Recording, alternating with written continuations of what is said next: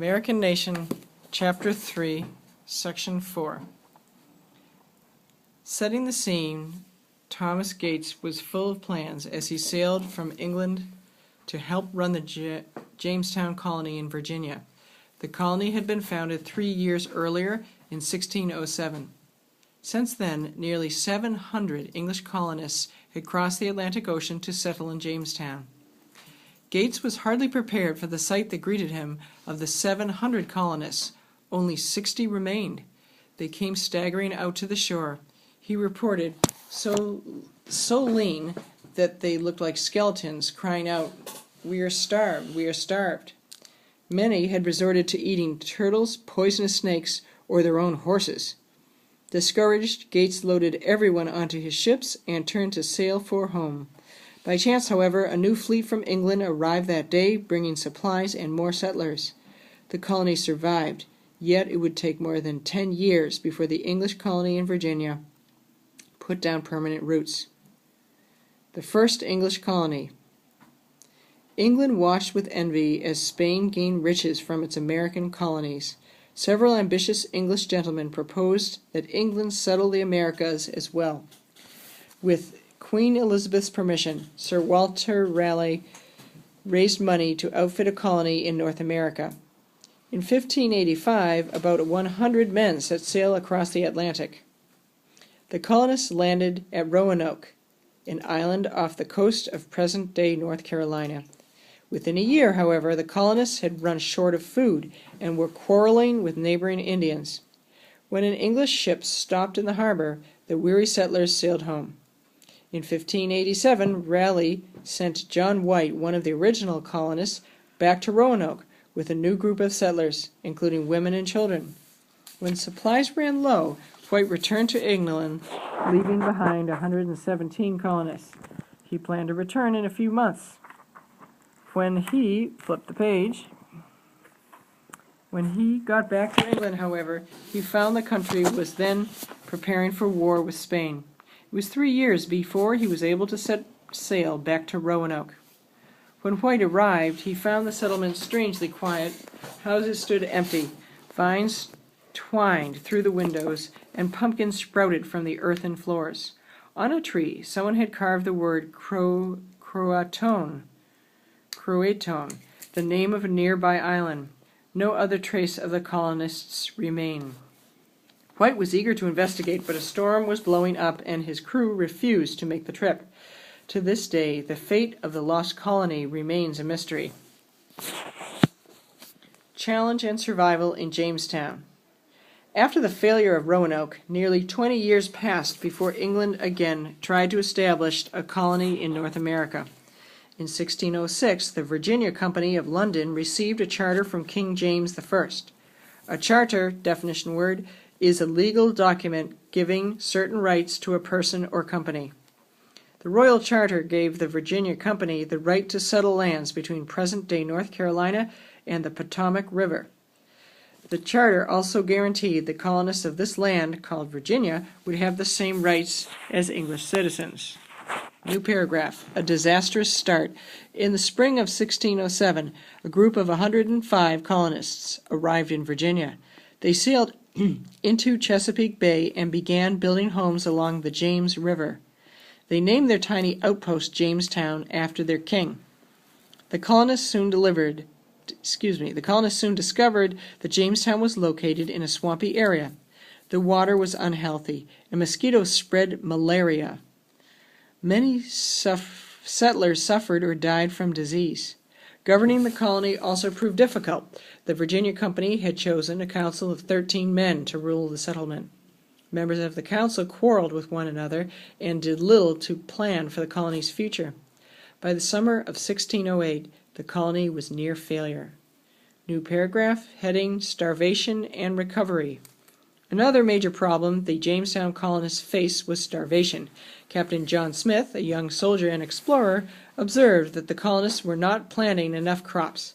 He complained that people wanted only to dig gold, wash gold, refine gold, load gold. As they searched in vain for gold, the colony ran out of food. Get a gold mine. Smith helped to save the colony. He set up stern rules that forced colonists to work if they wished to eat. He also visited nearby Indian villages. Powhatan was the most powerful chief in the area, and he agreed to supply corn to the English.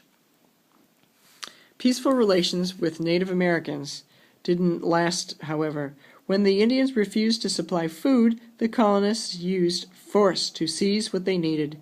Once Smith aimed a gun at Powhatan's brother until the Indians provided corn to buy his freedom. Such incidents led to frequent and bloody warfare. Peace was restored briefly when the colonist John Rolfe married Pocahontas, daughter of Powhatan. Even in times of peace, Jamestown did not prosper. Problems arose soon after John Smith returned to England in 1609.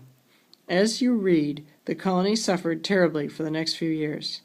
Desperate settlers cooked dogs, cats, snakes, and toadstools to survive. To keep warm, they broke up houses to burn as firewood. A profitable crop. Jamestown's economy finally improved after 1612, when the colonists began growing tobacco. Europeans had learned about tobacco from Native Americans. King James called pipe smoking a vile custom. Still, the new fad caught on quickly. By 1620, England was importing more than 30,000 pounds of tobacco a year. At last, Virginians had found a way to make their colony succeed. New section, Representative Government. For a time, the governors sent by the Virginia Company ran the colony like a military outpost. Every morning, a drumbeat summoned settlers to work at assigned tasks. Harsh laws imposed the death penalty even for small offenses, like stealing an ear of corn. Such conditions were unlikely to attract new colonists. As John Smith commented after his return to England, "No man will go to have less freedom than here. No man will go to have less freedom there than here." Next page. Title: Reforms of 1619. To attract more settlers, the Virginia Company took steps to establish a more stable government. In 1619, it set a new governor with orders to consult settlers on all important matters. Male settlers were allowed to elect burgesses, definition word, burgesses, or representatives to the government. The burgesses met in the assembly called the House of Burgesses. Together with the governor and his council, they made laws for the colony. The first session met in the Jamestown Church in July and August 1619. In steamy weather, the burgesses sat in the church pews while the governor and council took their places in the choir stalls. The House of Burgesses marked the beginning of representative government in the English colonies. In a representative government, definition word, voters elect representatives to make laws for them. Red section. English traditions. The idea that people had political rights was deeply rooted in English history. In 1215, English nobles had forced King John to sign the Magna Carta, definition word, or Great Charter. This document said that the king could not raise taxes without first consulting a great council of nobles and church leaders. Over time, the rights won by nobles were extended to other people. The Great Council grew into representative assembly called Parliament, definition word.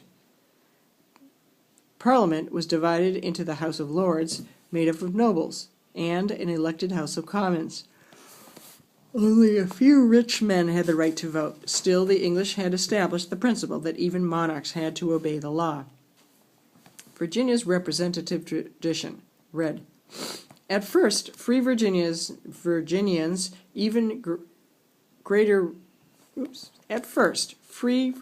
had even greater rights than citizens in England. They did not have to own their property in order to vote. In 1670, however, the colony restricted the vote to free white male property owners. Despite these limits, representative government remained important.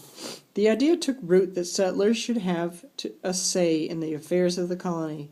Colonists came to refer to the Virginia Company's 1619 frame of government as their own, quote, Great Charter, unquote.